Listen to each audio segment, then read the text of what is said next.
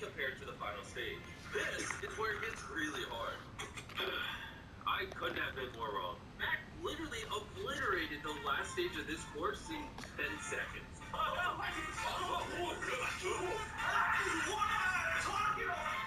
Whenever he wins, I get afraid to be around him. I don't know what to say. When I sketched this on a piece of paper, it seemed a lot harder. However, the traps that follow this one are harder than anything we've seen so far. Answer the riddle. What is better than 400 grand?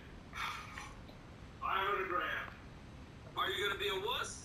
Or do you want a chance to win $500,000? If the next one's gonna be as easy as this, let's run it back. I didn't say it would, but I'm gonna take that as a yes. Next trap, which Mac is gonna need a bathing suit for because it might involve some swimming. Jimmy, what is this? Mac, hop in this water real quick. Mac, do you have any idea what you're doing? Not really. Okay, this trap is hard but simple. When I say go, your money will be pulled towards that massive bonfire. To stop it, you'll need to pull that lever. And to get there, you'll have to swim through this underwater chamber and pick the locks of all 4 doors in your path. Got it. Probably wondering why am I holding a clothes hanger? That's how you pick the lock. Mac, are you ready? I'm ready. 3. Oh, wait, Mac, can you fix that thing behind you? All right, the timer has started.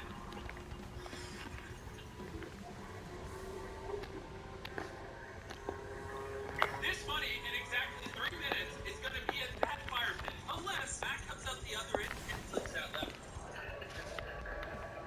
I'm struggling right now.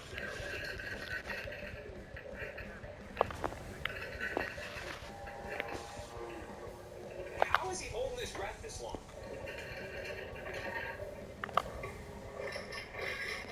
So Mac just unlocked the first lock. You got this, Mac? And while he's competing for $500,000, I want to tell you about Stumble Guys, a free-to-play multiplayer game where you basically compete against random people in knockout games, and whoever comes out on top wins the crown. Every time Mac unlocks a lock, he goes deeper and deeper into the water, which means he has less and less time to pick each lock since he has to come back up to the surface for air. That is so hard to see.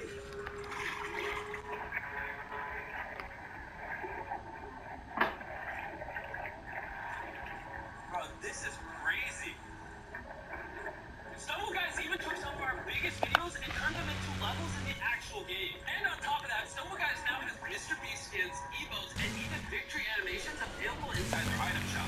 Oh, we got the third door open. There's also a special Mr. Beast themed event coming soon on Stumble Guys, so make sure you download it on iOS, Android, or Steam for free right now. Alright, Mac, one more door. Bye-bye.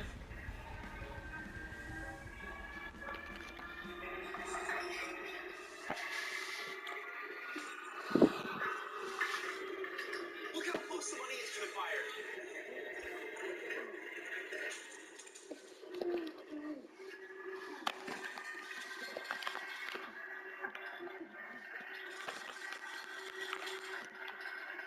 He's almost done. I think he just opened the 4th gate. Pull the lever. You gotta pull the lever.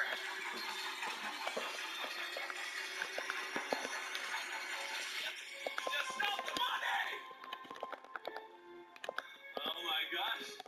I hate you. You might get a little lightheaded from the lack of oxygen. I know. See that 500 grand floating right there? You want to risk it for 600 grand. Full transparency, the next trap is probably the easiest trap of all of them. I'm serious. If you were to ever stop, I don't think now is when you want to stop. What? Yeah. That could have been a lie. What? I was in fact not lying. Anyone with a developed prefrontal cortex should be able to pass this next one. Welcome to the next trap. This, in theory, should be the easiest 100 grand of your life. Okay? I need you to pick either a Feastables bar or a Hershey's bar. One needs to go in the trash.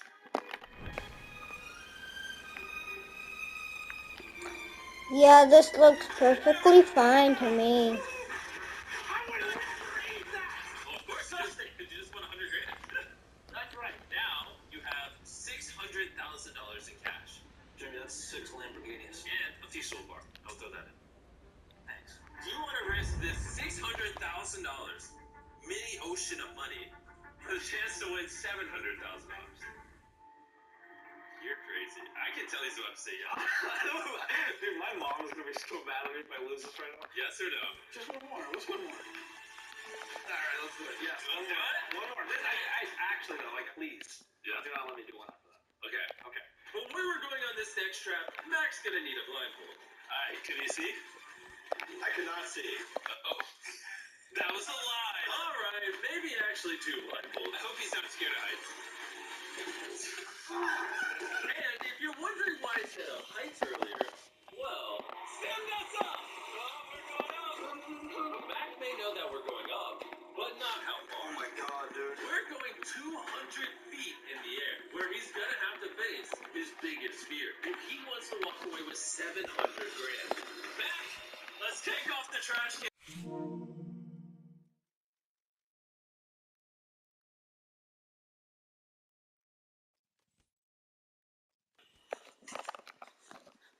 I hope you're not afraid of heights. The next trap is simple. All you have to do is walk to the other side on this absurdly thin balance beam. Okay.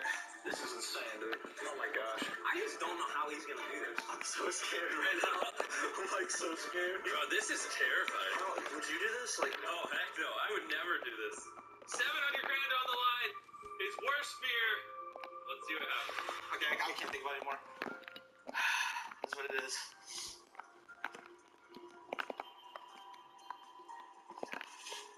There. Oh, he's definitely at the point of no return.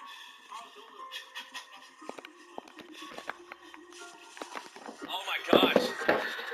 Holy crap, he's right. Oh, oh. Whoa! Oh. No way. Oh! Yes! Yes! Yes!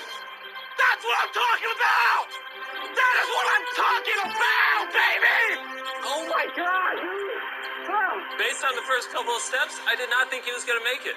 As requested, I will keep going for the $1 million. Your decision. I have the opportunity right now to leave with just an insane amount of money. But I'm just so close. I just feel like everyone at home wants to see the next 3 challenges, right? I do. Final answer. I'm going to the next one.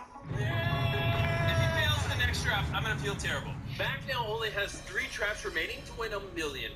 But it only gets harder from here. You decide to risk the money. Let's do this. I'm so scared. Lights on. This next trap may look a little familiar. Our most viewed video is Squid Game, so I thought it would be fun if we combined the glass bridge game with the cookie cutting game all into one trap. Just like in Squid Game, you have a honeycomb here. You have to cut out the shape that's there and put that exact shape on the scanner. If you break the cookie, it won't fit in this circle, and the bridge will drop you. And I lose everything. But if it's the exact same size, the door will open, and you have to do it 3 more times. How much time do I have? There is no time limit. Thank God. No, but you could Thank take God. some of these challenges. He takes an hour, so I might give you one. No, don't give me a time limit. Okay, well, can you just at least start? Okay. My strategy, Jimmy, is I lick this boy, and that's gonna melt the sugar. And then ideally I can poke this needle with this cookie. So your strategy is Squid Games. That's a way to put it, yeah. Mac, get away from me. I didn't touch you. You need to stay over there. What about my crock? No! Well, now I don't have a shoe. It's the only way to teach you, man. All right, here we go. It's taking forever. I understand that this money essentially meaningless to you. Me, this would change my life. So I'm gonna take my sweet time cutting the circle out. Just the next one I'm probably gonna put time. No! Halfway done. That's it, right? Okay, put it there. You're good. Lights on. He's gonna solve the triangle pretty easy. But after the triangle is a star and an umbrella, which are way harder. Oh! Okay. Cookie! Also, wait. I flared. I literally flared. Oh, no! I'll replace that. Because the money was so far away, I moved it over here in case you forgot when you were competing. Part of it's really far. I will replace it. Okay. You can proceed. For the record, I regret saying this. Yeah. I at this point, seeing how sad you are I'm losing, I would actually highly recommend if you win to walk away after this. That's what I thought after I finished my ropes course. That's what you thought after every trap. But yeah, we're here. Wow, that's just sliding off. Last piece. Oh my gosh. I think he did it. Okay. Lock on in here. Cookie us! Now comes the real challenge. Umbrella. The hardest shape. If I win this, I don't think I should risk it again, dude. Alright, how about this? Cut this stupid umbrella out and then just take the money. For my sin. For my sin. Okay. Oh, and by the way, this one has a 10-minute timer. Okay, it's taking right now? Yeah, I already said like 9 minutes and 50 seconds remaining. I love you. I will not be speaking to you all. I completely understand. $800,000 is on the line. Give me a dollar bill. The second one. He's using the money as a hammer. They didn't do that in Squid Game. I've never felt more intimacy in my life. This is very, very difficult. So who is this? 5 minutes remain. Listen, I think you can do this. I feel like I'm gonna break it, dude. Shoe hammer.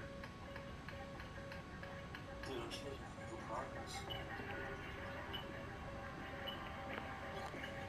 2 minutes.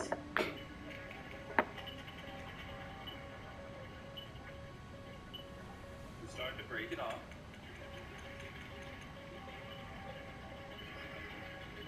Starting to pull pieces off.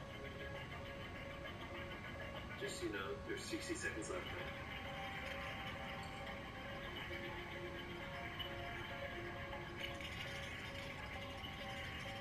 He's gonna lose.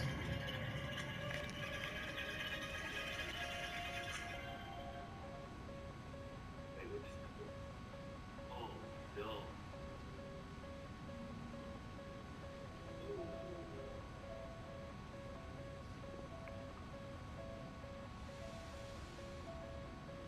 I actually don't know what to say.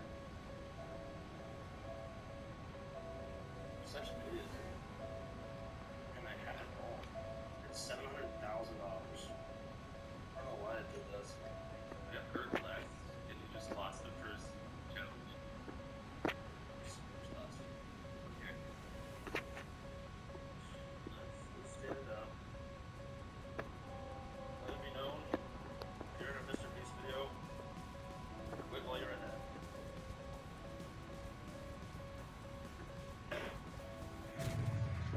I'll be honest, guys.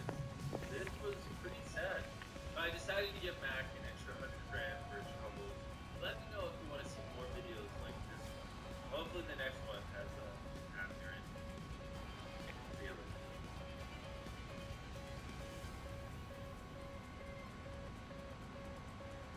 You guys lost the plane. Hey man, you detained. I'm detained? For asking where a plane went, I'm being detained? I just got detained of a crash out of a $100 million F-35 jet that a U.S. Marine pilot ejected himself out of and lost for over 24 hours. But did this pilot survive, and what happened to this plane? Before I figure this out, I flew to the mountains of Colorado where, in 1948, B-17 crashed, pilots somehow survived, and the plane is still there. I begin my hike up this mountain to find this plane and see how much damage it took. Just drove 40 minutes into the middle of the Colorado forest. I'm already seeing poop on the ground. Someone's been here. Or something. 5 minutes into my trek, I saw this. Holy shit. Underneath, yeah, also, I'm seeing a variety of footprints on this path. We are not the only ones out here. Look, we measure 2 feet. Look at the shape, too. Looks like bear to me. The real plank would be a pretty nice place for a bear to hide. Probably a good mile to go. Keep my eyes peeled for anything that can kill me. We've seen it. There it is. There it is. And look at that. We've made it. This engine's just straight up wedged between these two trees right here. Pretty insane. Torn in pieces out here. Look at all this. I don't know how all passengers survived, I'll be honest. This thing is absolute shreds. The muscle craft is scattered across the floor. The guts of this plane are scattered throughout this hill right here. There's so much to look at. As much as we want to trust planes to keep their safety. Giant aluminum can. Sadly, not everyone is as lucky as the passenger. I drove hours to another part of the Rocky Mountains, where in 1970, a plane carrying the Wichita State football team crash landed due to mistakes made by the pilot and killed most of the people on board. Was this a case of terrible piloting, or was there something unique to the Rocky Mountains causing this place to crash? 9 people survived, killing 31 people ultimately. We're 11.5 thousand feet up. This is almost 2/3 of how high I was up in Mount Everest base. Hey guys, what's going on? I'm R.A. Smith, otherwise known on the internet as Shoutma NYC. And you may have... Will that be all for you? You know what? Maybe I'll take another lap around the store. Your wife sure loves to shop, huh? Would you mind turning that up a little bit? Thank you. Lehman Brothers is going bankrupt, and financial markets from Asia to Europe are doing their utmost to prevent Monday from turning from dark to black. Employees of America's fourth largest investment bank saw the writing on the wall late Sunday after talks to pull them back from the abyss collapsed. Hey, honey, you really need to get all of that. Oh, but I thought you just posted a big deal. I mean, yeah, I was Gazprom has some clothes. I mean, said I don't get paid for like another week. Maybe we should just like, It'll be fine. You know what? Maybe you could just use your credit card. Please, please, please. okay. Yes.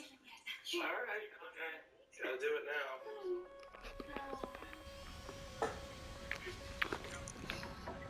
You know what they say? No one even knows if you're just a hoe. Stop it there, because you look like a rat. Today we're going to be playing a game of good old Spot the Difference. Shown on screen are two different thumbnails plastered upon two different videos made by two separate creators. The thumbnail on the left was created by Mr. Beast on the 30th of March 2019. The video lastly the Tesla Keeps It Challenge, which has gained 69.69 million views to date. Last one of you to leave this car gets to keep it. The thumbnail on the right was created by a YouTube channel with 10 million subscribers known as the Stokes Twins for their video Last to Leave the Tesla with $10,000 posted on the 21st of September 2021, just 1.5 months ago. And it gets worse when you realise that not only are the Stokes Twins 110% ripped off Mr. Beast's thumbnail style, but if you look closely, you'll notice an unusually placed little Pikachu in the top left-hand corner of both thumbnails, showing that the Stokes Twins have simply taken the original thumbnail and photoshopped themselves right over the top. However, this isn't the first time that the Stokes Twins have committed such a crime. These guys are certainly repeat offenders. Not only with Mr. Beast thumbnails are seen with these two extra examples, but with numerous other creators as well. The Stokes Twins have copied a YouTuber by the name of Let's Speak on more than one occasion, not only with the thumbnail but also with the title all the way down to not one, not three, but two full stops at the sentence. They've gotten themselves on their knees almost into prison for their stupid pranks, and multiple video responses from those who have had their thumbnails and ideas stolen from them, and even gotten into Twitter wars with celebrities like FaZe Rug for stealing a bunch of his content. These scumbags are so bad that they make April, the Russian copycat, look like a humble original YouTuber. So who are these deplorable goons? The Stokes Twins channel is run by two brothers from the US state of California, who have accumulated a touch over 10 million subscribers, and last month had their best 30 days ever, gaining a whopping 180 million views, most of which coming from stolen ideas, thumbnails, and even the most meticulous elements of different videos, such as their camera angles. Before they developed their favorite hobby of ripping off other people's content, they began as classic twin influencers talking about their life as twins. However, after realizing that no one cared about their life as twins, they took the same path as all e-boy douchebag YouTubers in the late 2010s and started uploading pranks, which is where the YouTube world was first introduced to the stupidity of these two morons. The Stokes Twins thought it would be a good idea to stage a bank robbery prank in October 2019. Midway through the prank, they would call an Uber and tell the driver that they had just robbed a bank and that they now needed the Uber driver to help them get away.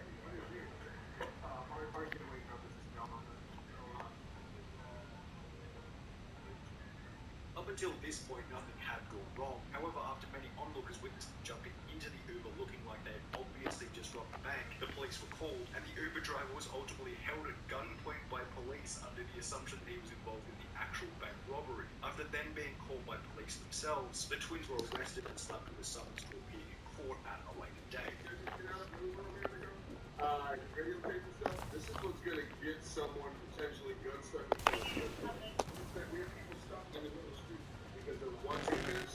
Guys putting on ski masks, throwing stuff on the ground, changing clothes. Despite facing up to 9 years in prison, the twins would plead guilty and receive 160 hours of community service and 8 years probation. But despite how unforgivable this stupid rap was, the Stokes twins' scumbaggery was really only just after their arrest for the bank robbery, YouTube hilariously changed their content policy to no longer allow any dangerous or threatening pranks, including fake home invasions and robberies. With their reliable prank video style now breaking TOS, they'll pivot their content to include challenge-style videos, and with such, they'll begin to rip off every other YouTuber under the sun. Everything that I've come across on their channel so far is a complete rip-off or a copy of another video. It started off somewhat innocently. They'd steal an idea from another creator but make their own thumbnail in line with the style of their own channel. Examples of this include their Twins vs Twins challenge series or their Instagram Controls Our Life for a Day video, where you can witness a reasonable amount of originality. However, after FaZe Rug posted this video DMing 100 celebrities to see who would reply, everything changed for the Stokes twins. FaZe Rug posted his video on the 18th of May 2019, in which he respectfully credited another creator for the original idea. I do want to give a shout out to Ryan Trahan. I think that's how you pronounce your last name, but I saw this on his channel, so all credit to him, and I think this is just pretty dope. Also creating his own original thumbnail. However, along come the Stokes twins with fewer subscribers and absolutely zero dignity, copying FaZe Rug's thumbnail completely. The positioning, the expression, the style, the angle of the messages, and even the yellow drop shadow, while giving absolutely no credit to FaZe Rug throughout the video. Now, perhaps they thought that since they had less subscribers, the video wouldn't perform as well, and it therefore didn't matter if they simply copied a larger creator. However, the Stokes twins video exploded, and not only gained more views than all of their other non-copied videos, but it even gained more views than FaZe Rug's original version. They would then repeat this move with it cutting people's earphones, then giving them AirPods, copying word for word and style for style from That Was Epic, which once again performed substantially better than their copied videos. Since many of the videos they had been posting were from other large YouTubers like That Was Epic or FaZe Rug, who likely figured that talking about it would simply give them nothing but extra attention, the Stokes twins would go and copy YouTuber after YouTuber with minimal backlash. However, there was only so many videos they could copy before another creator properly snapped back at them for their unethical antics. In April 2020, the Stokes twins would post a video titled The Problem with Online Classes, which came less than 1 month after another YouTuber called Charles LaFrench posted a video titled under the exact same name. The Stokes twins had done what you might call the correct thing and made their own thumbnail. However, the content itself was such a close rip-off that it might as well have been the same script. Good morning, everyone, and welcome to this online class. Alright, everyone, welcome to your first day of online class. Click present when I call your name. Click the space bar so I know you're present. Jack. Okay. Peter. Okay. Charles. Brandon, Andrew, Lexi, Alex. Recognize that accumulates in places where ventilations and ground line to be built up to 5 long. Okay, moving on to calculating for confidence stuff. I want us together to try to grab the knowledge from this class. I want us together to try to grab knowledge from this class. I want us to grab I want us to grab this Understandably, Charles LaFrench wasn't very happy, and would then upload a video titled that did the Stokes twins copy us, calling them out for stealing his jokes. Some of these jokes are a little bit similar. It must be a coincidence. Some people say copied, they say inspired. Let's say it's highly inspired. Highly inspired. The Stokes twins received so much backlash for copying the jokes that you had to scroll through over 100 comments on their video just to find anything that isn't roasting them for being copycats, which clearly had some effect on them, as they couldn't hold their tongue and would then respond to Charles LaFrench, where they would go on to paint themselves as victims of content theft, which apparently justified them in stealing Charles LaFrench's video. Highly expired. Highly expired. Get stolen with no credit given or recognition whatsoever. It's a very common thing for us to open up pretty much any app and see people steal, recreate, and copy our videos scene for scene and even down to the same lines with the same body movements and mannerisms. However, to their credit, they did take a bit of responsibility for copying Charles' original video. We'll start off by saying we definitely should have done a better job crediting you. The intro set up the grab our scene were definitely inspired. And from this point onwards, everything was fixed. They never copied another video from anyone else ever again. Obviously, I'm kidding. If anything, the copying only got worse from here on out. Perhaps because they had now been exposed and there was really no decline in their viewership, it might have even reinforced that there was in reality minimal downside for stealing content from other large creators. Possibly for this reason, the Stokes twins began to go after the real YouTube whales for their quote-unquote inspiration. The Stokes twins copied David Dobrik's thumbnails, ideas, and even doing the same for Mr. Beast with his I went back to first grade for a day by using the same font, style, and intro. Today, he and the crew are going back to first grade. Today, we're going back to kindergarten. Just to put the cherry on top of the cake, the Stokes twins would also copy Mr. Beast's banner, which reads subscribe for a cookie, by making their banner subscribe equals cookie, which you might call yet another heavily inspired piece of media. Besides from a few fans posting about the stolen content to Mr. Beast's subreddit and a video posted by The Asher Show, all of this would go somewhat unnoticed. Mr. Beast hasn't mentioned any of this as he did with a former Russian copycat, possibly because he's too busy with teamseas.org. However, there's another creator on a similar level as Mr. Beast who's had a much harder time remaining silent after having his content stolen. If there was one person who had the justification to snap, it was FaZe Rug. The Stokes twins began their thumbnail copying antics from FaZe Rug, so it's only fitting that he was the first big 10 million plus subscriber creator to properly call him out. FaZe Rug kept silent on the matter for over a year and a half. However, when it got to the point of literally just straight up copying and pasting the thumbnail with Like, I don't care if you copy, but actually... It's only cool to do the same on TV, it's both the same. But copying and pasting the thumbnail is where it's kept up. My thumbnail goes hours on it just for it to be completely stolen. Rug would receive replies from multiple other large YouTubers stating, you can even see that individual bulldogs who got a YouTube. That's literally the exact same thing. Despite the call out and backlash, the thumbnail remains unchanged with the video sitting at over 10 million views. I guess the Stokes twins never really learned their lesson, or rather got better at simply ignoring criticism.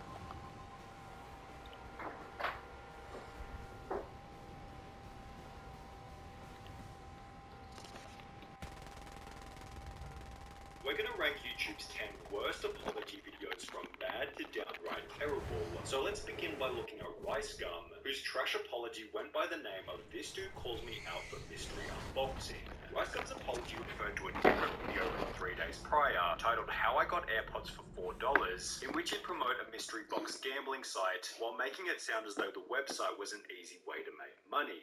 Because RiceGum had a young audience, he'd be called out by H3H3 Productions and PewDiePie for promoting gambling to children, with RiceGum's response coming in the days following these call-out videos. His apology began on terrible footing, as instead of admitting any kind of wrongdoing, he'd state that he was justified in doing the video as they paid him more than $100,000, before going on to state that he wasn't the first YouTuber to promote the website. RiceGum then concluded the video by giving out multiple Amazon gift card codes. There's nothing I can really do but say sorry and give you these Amazon gift cards, so I'm sorry. Only each code had already expired by the time the video went live. Beginning your apology by bragging about money before going on to offer your audience some old expired gift cards definitely makes for a pretty poor apology. However, the video was short and sweet. It felt as though it was consistent with RiceGum's personality, and the argument about other YouTubers promoting the site before him was actually a pretty reasonable point. RiceGum was also smart enough to keep his cool throughout the whole video, which Shane Dawson wasn't able to do, whose incredibly volatile state led to YouTube's 9th worst apology video. Taking accountability began with Shane stating that emotionally chucking on a webcam and apologizing was stupid and childish. That is stupid. That is something that a child does, not something that a 31-year-old man does. That's not good. Although this is exactly what he'd do over the following 20 minutes. Shane was apologizing for the jokes he'd made during his 10-year YouTube career, and although he'd state that he was simply laying out his feelings, the whole video used manipulative language and felt as though it was coming from a point of total desperation. I'm so sorry. I am so sorry to anybody that saw that. It's something that I shouldn't even be able to get out of. I should lose everything for that. Shane used all the classic buzz phrases such as I will educate myself and I will do better and I don't know who that person is anymore. And therefore the whole video just feels like a pathetic template to get hate off his back, as opposed to a personalized video with his own terminology to apply to his specific situation. The hypocrisy continued into the end of the video when Shane stated that being defensive was a poor way to make changes. I'm going to go on the defensive. And that's not a good way to live, and it's not a good way to grow. Yet he seemed completely unaware that his entire video was defensive in response to the drama that he had found himself in. However, at least Shane didn't insinuate that his audience was stupid, as when the Fine Brothers uploaded their awful apology that accidentally